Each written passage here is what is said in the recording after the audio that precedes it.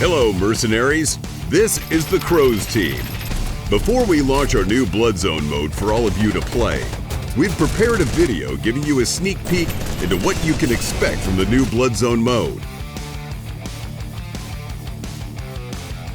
But first, we'd like to introduce you to the equipment management feature that you can use to manage your weapon slots and loadouts.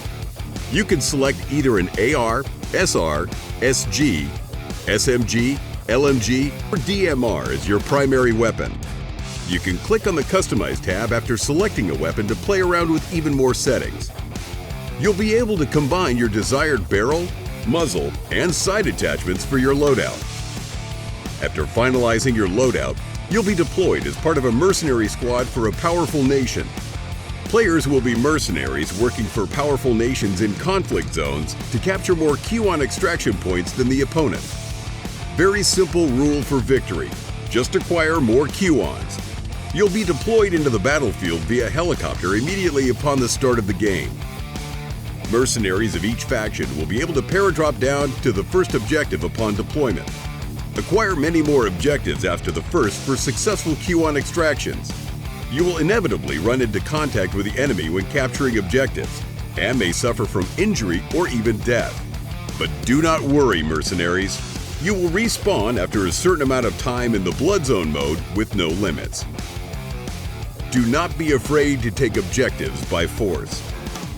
There are many objectives on the battlefield, but you'll not be able to capture all of them from the start. There are circular objectives that need to be captured sequentially, and there are rectangular objectives that can be captured at any time.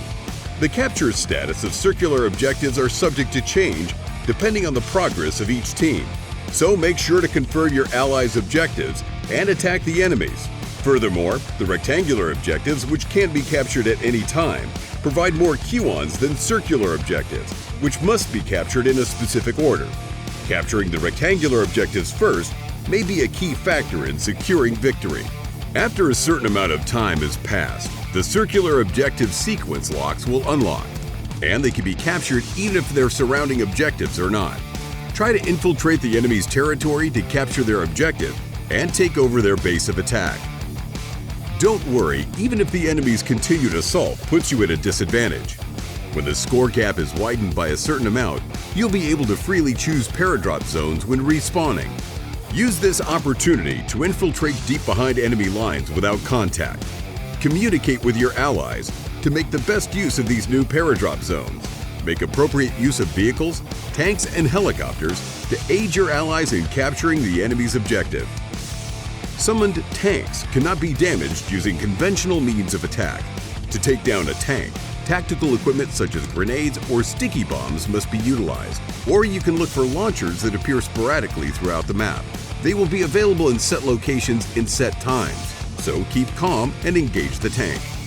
Medals can be acquired for eliminating enemies and capturing objectives, and cash can be earned for various activities within the game session in the Blood Zone mode.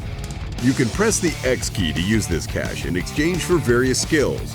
They can be used to aid allies or directly damage enemies. Morphine is an item that can recover HP more efficiently than bandages, that can be used to recover more than half of a player's HP.